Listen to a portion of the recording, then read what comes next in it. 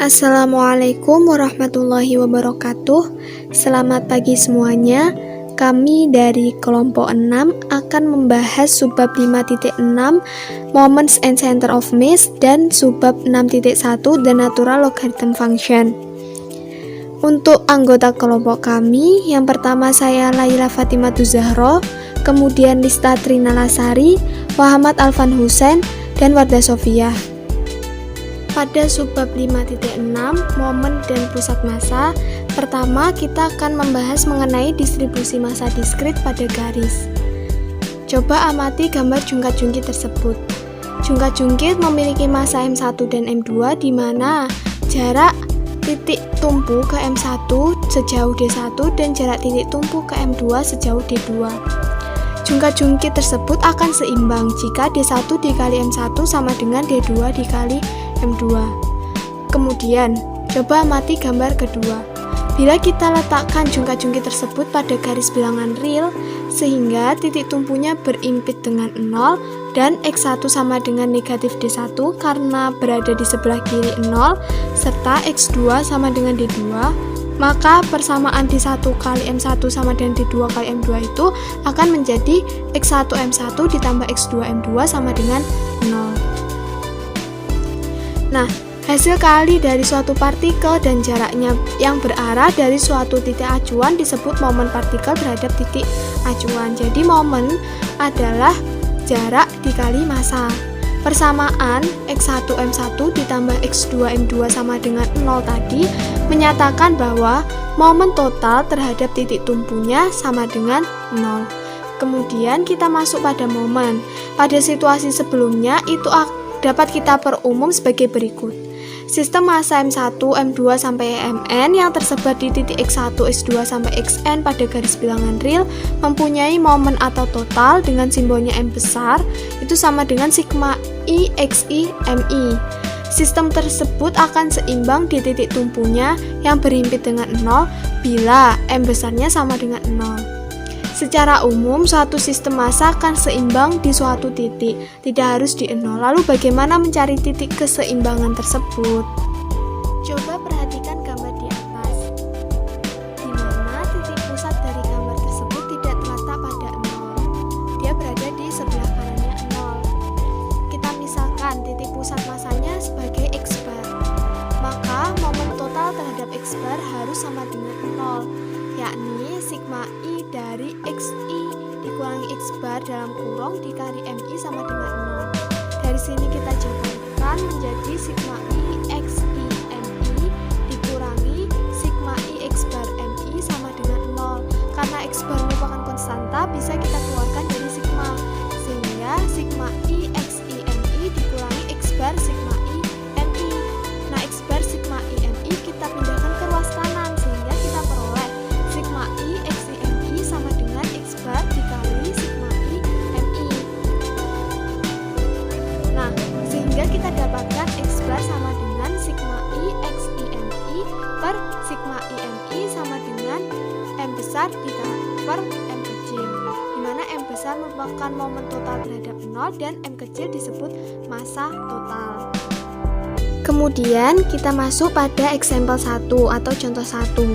Massa dari 4, 2, 6, dan 7 kg terletak pada titik 0, 1, 2, dan 4 secara berurutan di sepanjang sumbu X. Tentukan pusat massanya.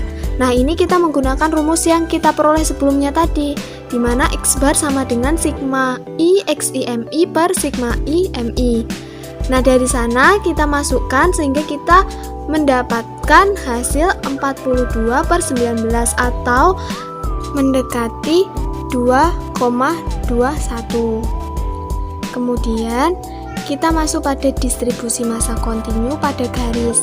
Misalkan kita mempunyai seutas kawat lurus yang menempati selang tertutup A sampai B pada garis bilangan real seperti yang ada pada gambar.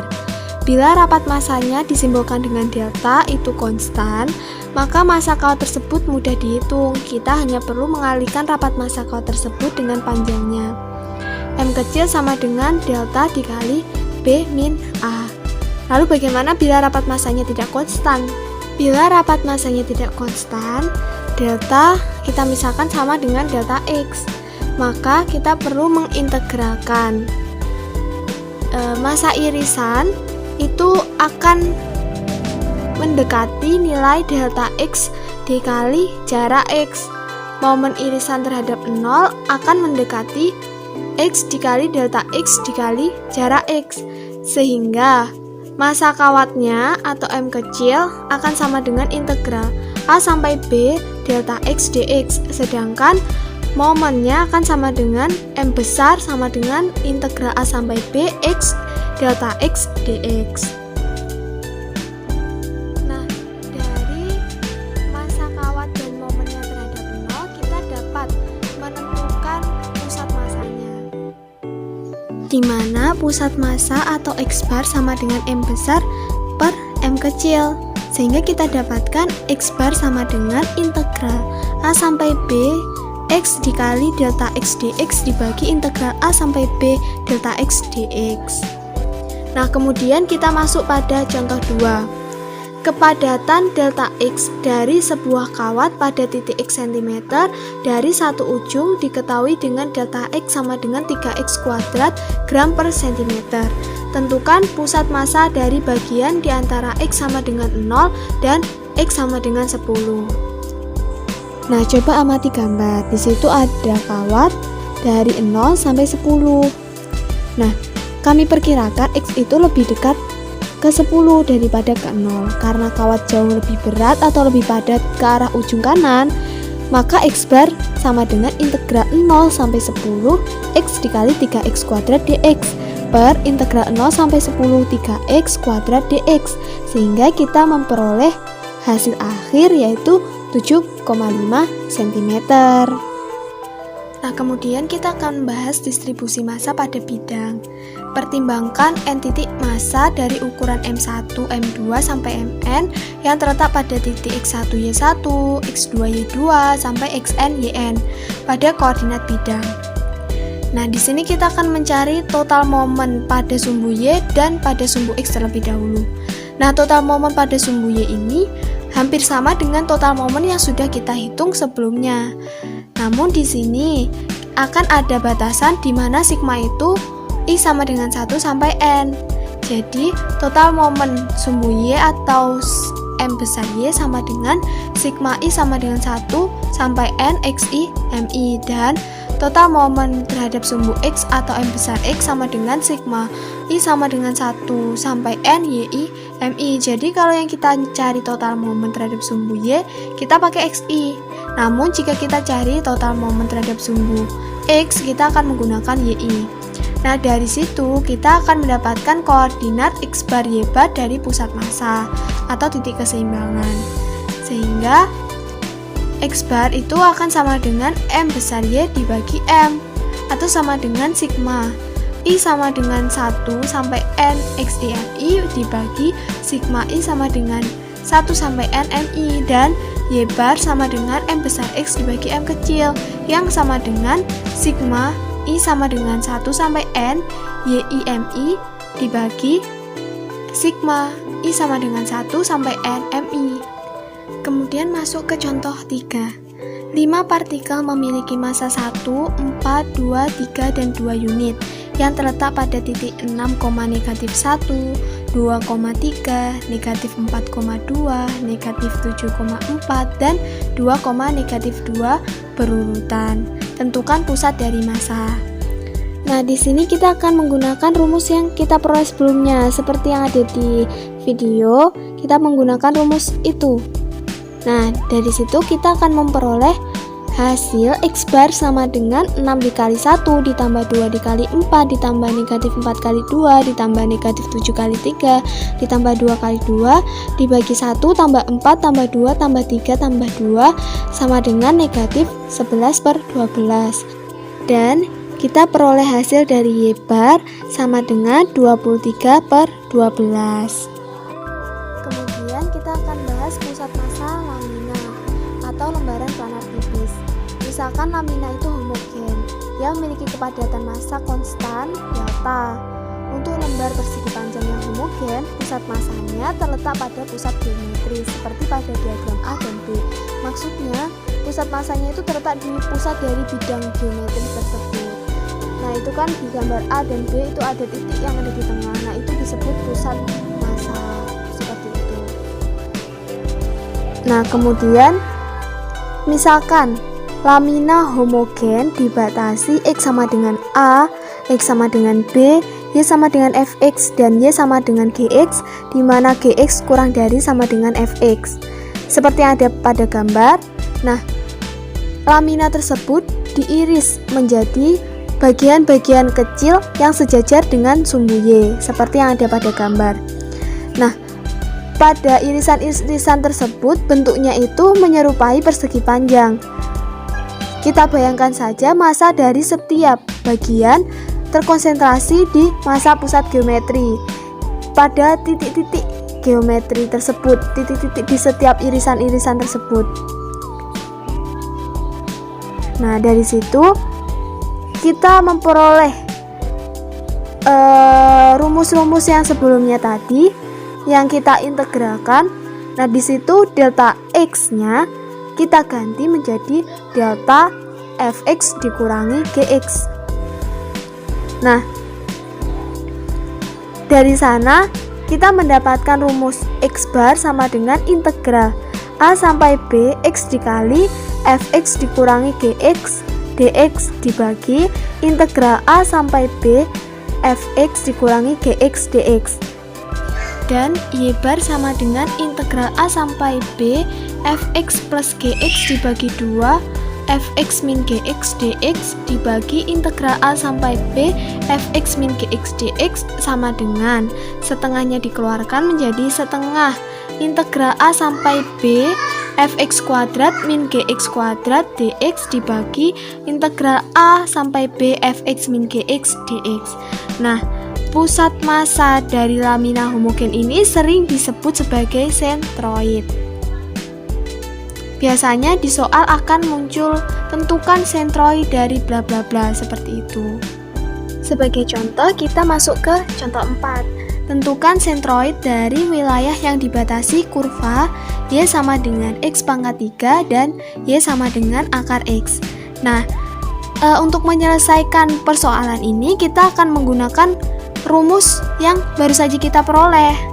Nah, dari situ kita dapatkan X bar sama dengan integral 0 sampai 1 X dikali akar X min X pangkat 3 dx dibagi integral 0 sampai 1 akar X min X pangkat 3 dx.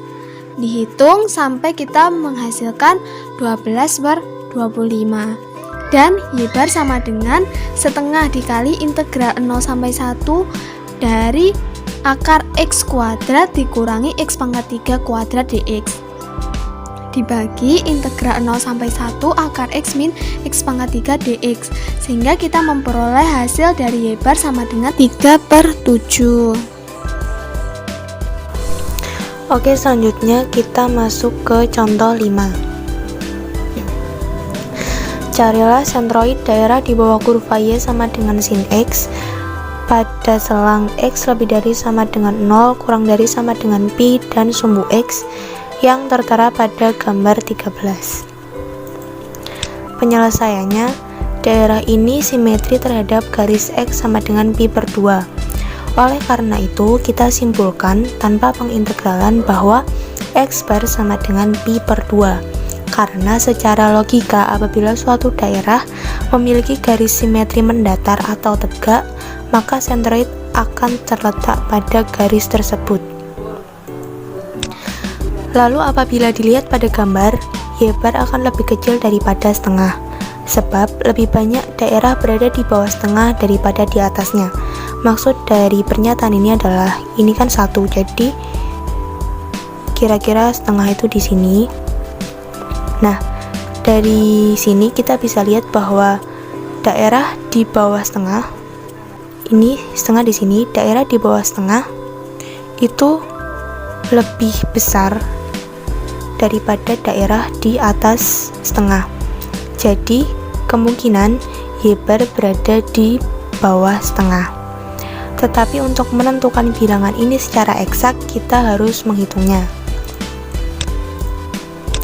Nah, ini perhitungan untuk meyakinkan bahwa X bar sama dengan pi per 2. X bar sama dengan M besar Y per M kecil, di mana M besar Y sama dengan momen Y dan M kecil sama dengan massa, sama dengan integral 0 hingga pi X sin X dx per integral 0 hingga pi sin X dx, sama dengan min X cos X plus sin X dengan batas atas pi dan batas bawah 0 per min cos X dengan batas atas pi dan batas bawah 0. Dengan teorema dasar kalkulus kedua kita mendapatkan pi min 0 per 1 min 1 sama dengan pi per 2, sehingga terbukti bahwa X bar sama dengan pi per 2 dan X bar terbukti terletak di garis simetri. Selanjutnya, Y bar sama dengan M besar X per M kecil sama dengan integral 0 hingga pi setengah sin X kali sin X dx per integral 0 hingga pi sin X dx sama dengan setengah integral 0 hingga pi sin kuadrat X dx per integral 0 hingga pi sin X dx.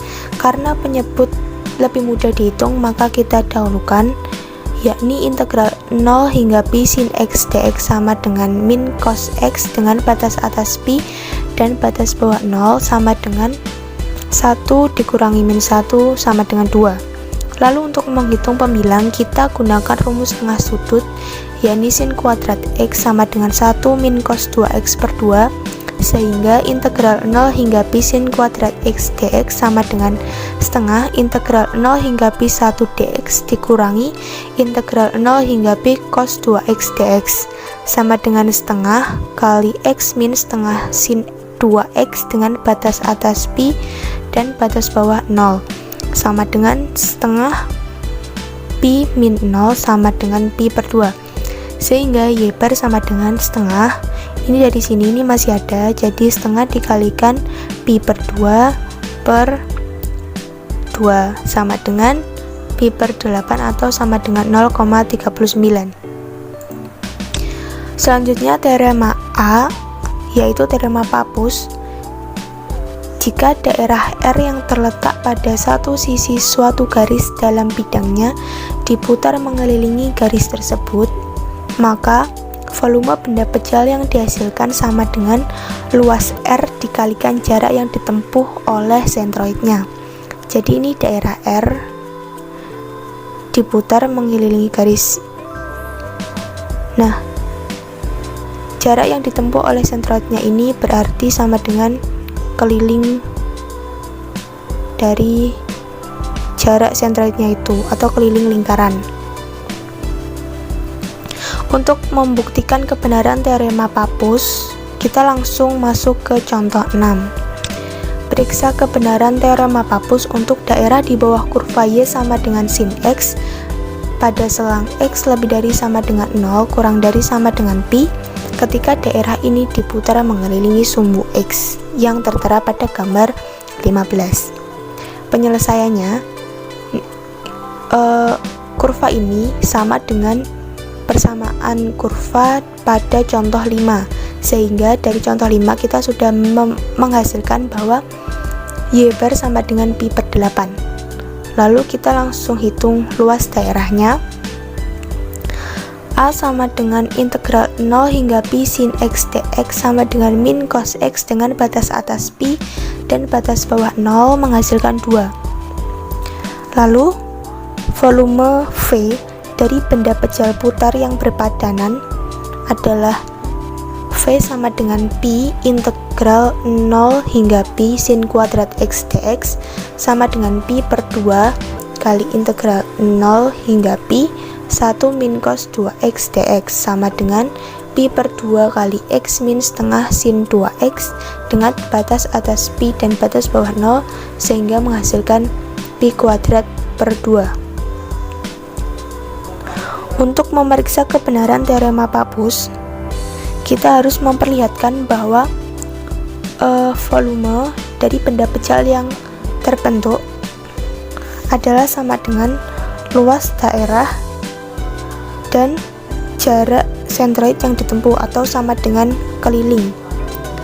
Nah, rumus keliling lingkaran itu sama dengan 2πr. Di sini kita mendapatkan bahwa R itu sama dengan Y bar, sehingga A dikali 2π kali Y bar sama dengan volume, sehingga kita dapat membuktikan bahwa 2 kali 2π kali π per 8 sama dengan π kuadrat per 2. Nah, volume di sini sama dengan volume di sini, sehingga teorema Pappus terbukti benar.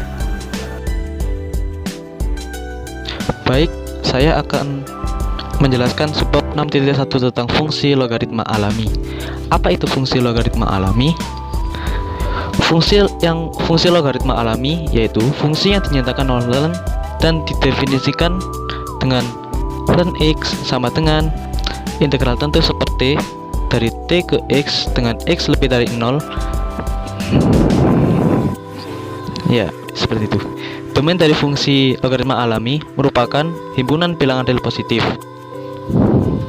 Nah, diagram ditampilkan menunjukkan arti geometri dari ln x. Jika x lebih dari 1, fungsi ini mengukur luas di bawah kurva y sama dengan seperti dan di antara 1 dan x.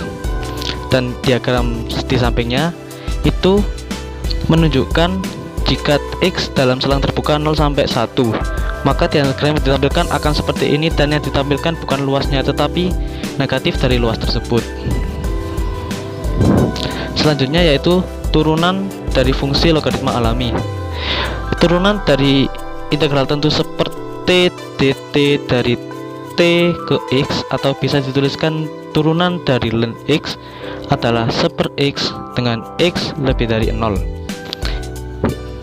Ini juga dapat dikombinasikan dengan aturan rantai dengan memisalkan fx sama dengan u dengan syarat fx lebih dari 0 dan dapat didiferensiasikan, maka turunan dari ln u adalah seper u dikali turunan dari u.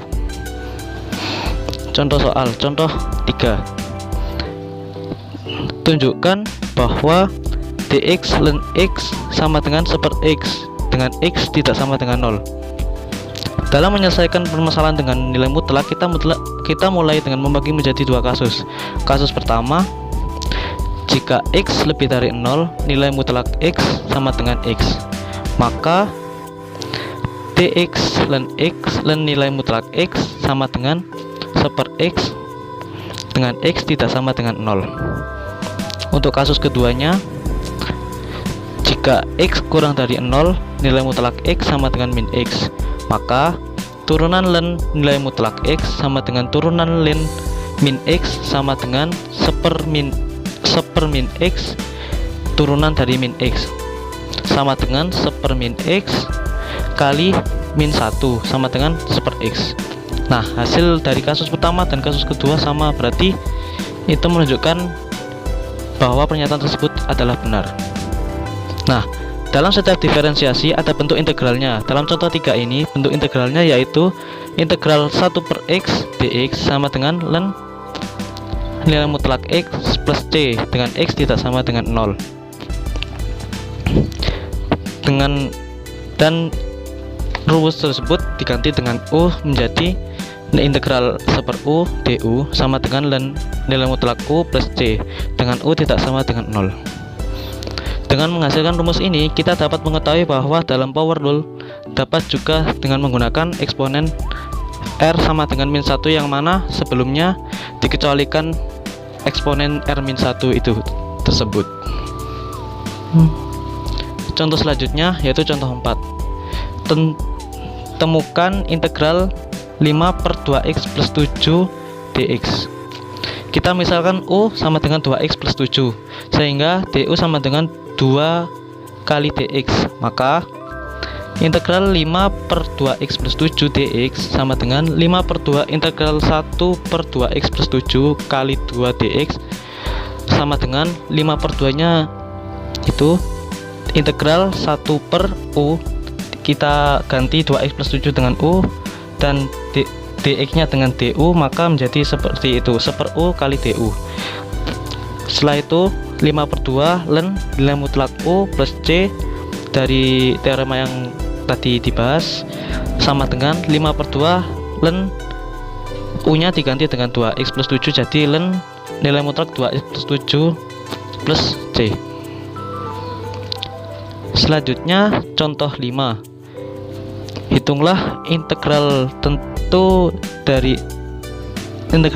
x per 10 min x kuadrat dx dari min 1 hingga 3.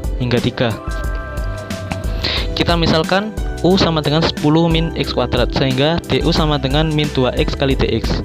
Maka integral x per 10 min x kuadrat dx sama dengan min setengah integral min 2x per 10 min x kuadrat kali dx sama dengan, kita ganti dengan U menjadi min setengah integral 1 per U kali du sama dengan min setengah ln nilai mutlak U plus C. Seperti tadi kita ganti U nya dengan misalkan tadi menjadi min setengah ln nilai mutlak 10 min x kuadrat plus C. Setelah itu dengan menggunakan teorema dasar kalkulus kedua, maka integral tentu dari x per 10 min x kuadrat dx dari min 1 hingga 3 sama dengan min setengah ln nilai mutlak 10 min x kuadrat dari min 1 hingga 3 sama dengan min setengah ln 1 plus setengah ln 9. Nah, ln 1 ini hasilnya merupakan 0, sehingga min setengah kali 0 sama dengan 0. Jadi 0 ditambah setengah ln 9 hasilnya setengah ln 9. Perhitungan di atas akan valid jika 10 min x kuadratnya itu tidak sama dengan 0 di interval tertutup min 1 sampai 3. Contoh 6. Temukan integral dari x kuadrat min x per x plus 1 dx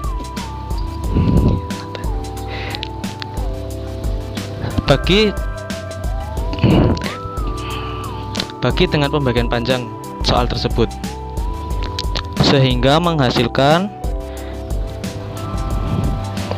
x min 2 x plus 1 dan 2, sehingga dapat dituliskan sebagaimana tertulis di sana, yaitu x kuadrat min x per x plus 1 sama dengan x min 2 ditambah 2 per x plus 1. Setelah dapat hasil tersebut, maka kita masukkan ke integral tersebut menjadi integral x kuadrat min x per x plus 1 dx sama dengan integral x min 2 dx plus 2 kali integral 1 per x plus 1 dx. X min 2 nya kita integralkan menjadi x kuadrat per 2 min 2x plus 2 integral 1 per x plus 1 dx. Setelah itu 1 per x plus 1 tadi seperti soal example yang 4 itu, maka menjadi hasilnya x kuadrat per 2 min 2x plus 2 kali ln nilai mutlak x plus 1 plus c. Sifat-sifat logaritma asli. Berdasarkan teorema A yang berbunyi, jika A dan B merupakan bilangan positif dan R adalah sebarang bilangan rasional, maka yang pertama, ln 1 sama dengan 0. Yang kedua, ln A dikali B sama dengan ln A ditambah ln B. Yang ketiga, ln A per B sama dengan ln A dikurangi ln B. Dan yang keempat, ln A pangkat R sama dengan R dikali ln A. Untuk poin pertama, yaitu ln 1 sama dengan 0. Sesuai definisi dari logaritma asli, ln X sama dengan integral 1 sampai X 1 per T dt. Kemudian akan kita gunakan pada poin pertama ini, yaitu ln 1 sama dengan integral 1 sampai 1 per T dt. Nah, karena batas atas dan batas bawahnya itu sama, maka hasilnya sama dengan 0. Poin pertama ini sudah terbukti. Kemudian, untuk pembuktian yang poin kedua, yaitu ln AB sama dengan ln A ditambah ln B, akan kita gunakan teorema 3.6b. Nah, pada pembuktian ini akan kita gunakan turunan ln AX yang sama dengan 1 per AX dikali A sama dengan 1 per X, dan turunan ln X sama dengan 1 per X. Nah, karena turunan ln AX dan ln X ini sama, maka memenuhi teorema 3.6b. Maka kita bisa tuliskan ln AX sama dengan ln X ditambah C. Nah, untuk menentukan C, kita misalkan X sama dengan 1. Kita substitusikan, kemudian kita dapatkan bahwa ln A sama dengan C. Maka kita masukkan kembali ke rumus yang sebelumnya, yaitu ln AX sama dengan ln X ditambah C, dan C nya kita ganti ln A, jadi ln AX sama dengan ln X ditambah ln A. Dan kalau misalnya kita jadikan X nya sama dengan B, maka ln AB sama dengan ln A ditambah ln B. Terbukti teorema A yang poin kedua. Poin ketiga, ln A per B sama dengan ln A dikurangi ln B. Kita buktikan gunakan poin kedua dengan mengganti A dengan 1 per B. Maka kita dapatkan ln 1 per B ditambah ln B sama dengan ln 1 per B dikali B sama dengan ln 1 sama dengan 0. Kemudian karena ln 1 per B ditambah ln B sama dengan 0, menghasilkan ln 1 per B sama dengan negatif ln B. Kemudian kita gunakan lagi yang poin kedua, pada ln A per B kita jadikan ln A dikali 1 per B sama dengan ln A ditambah ln 1 per B. Karena ln 1 per B sama dengan negatif ln B, maka ln A ditambah ln 1 per B sama dengan ln A dikurangi ln B.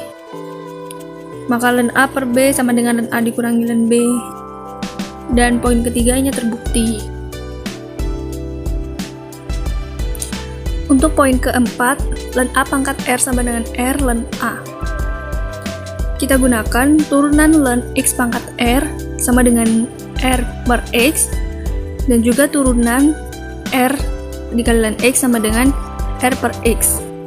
Nah, karena turunan ln X pangkat R dan turunan R ln X itu sama, kita gunakan lagi teorema 3.6b, sehingga kita dapatkan ln X pangkat R sama dengan R dikali ln X ditambah C.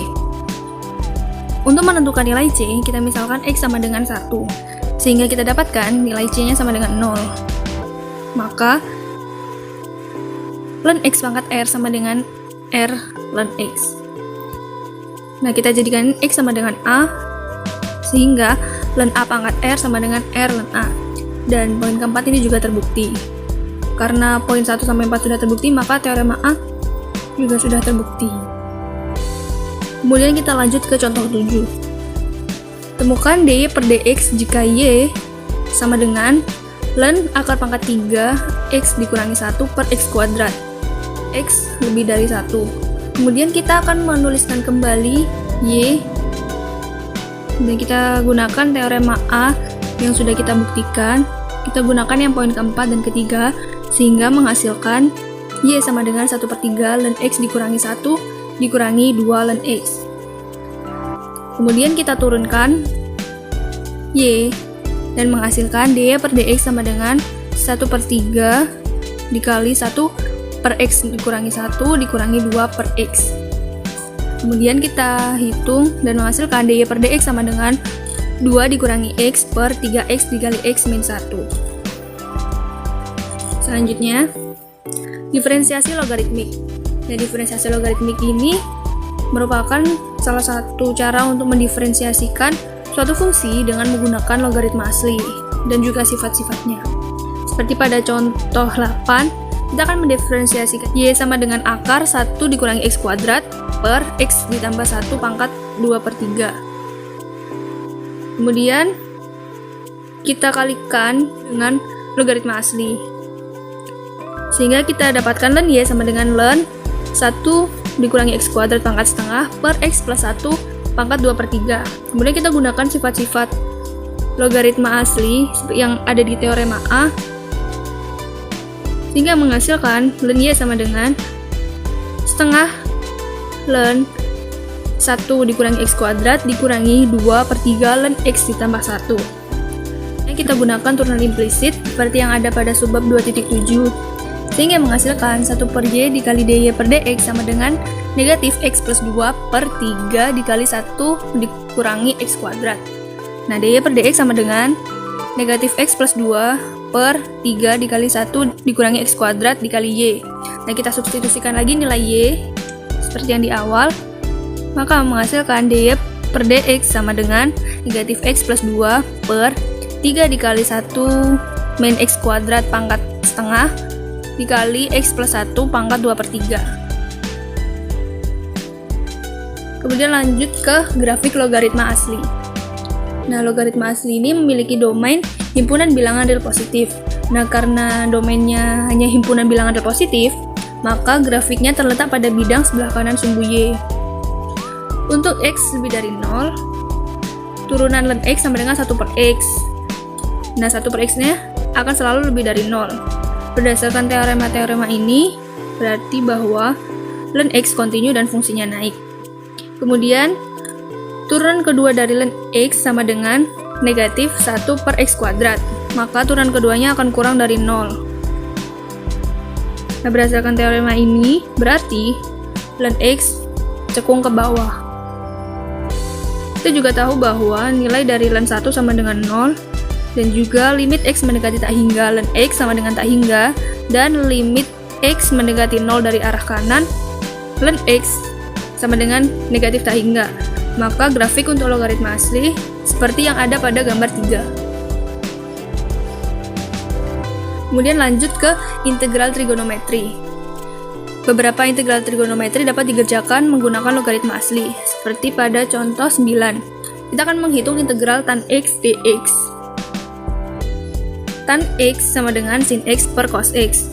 Nah, kali ini kita akan menggunakan integral substitusi. Kita misalkan u sama dengan cos x dan du sama dengan negatif sin x dx. Substitusikan nilai u dan du, integralnya menjadi integral negatif 1 per u du. Hasilnya negatif ln u tambah c. Nah, u nya kita kembalikan lagi menjadi negatif ln cos x plus c.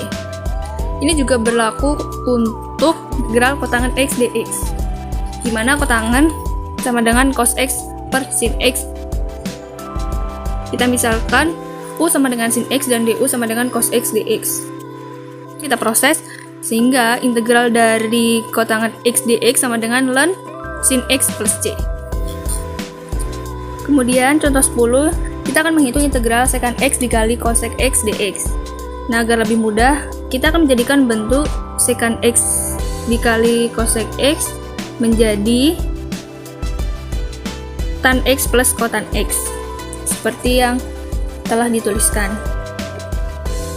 Nah, setelah itu kita integral secant x cosec x dx sama dengan integral tan x ditambah kotangan x dx. Maka kita hitung dan hasilnya sama dengan negatif ln cos x ditambah ln sin x plus c, atau kita juga bisa tuliskan ln sin x dikurangi ln cos x ditambah c. Cukup sekian, wassalamualaikum warahmatullahi wabarakatuh.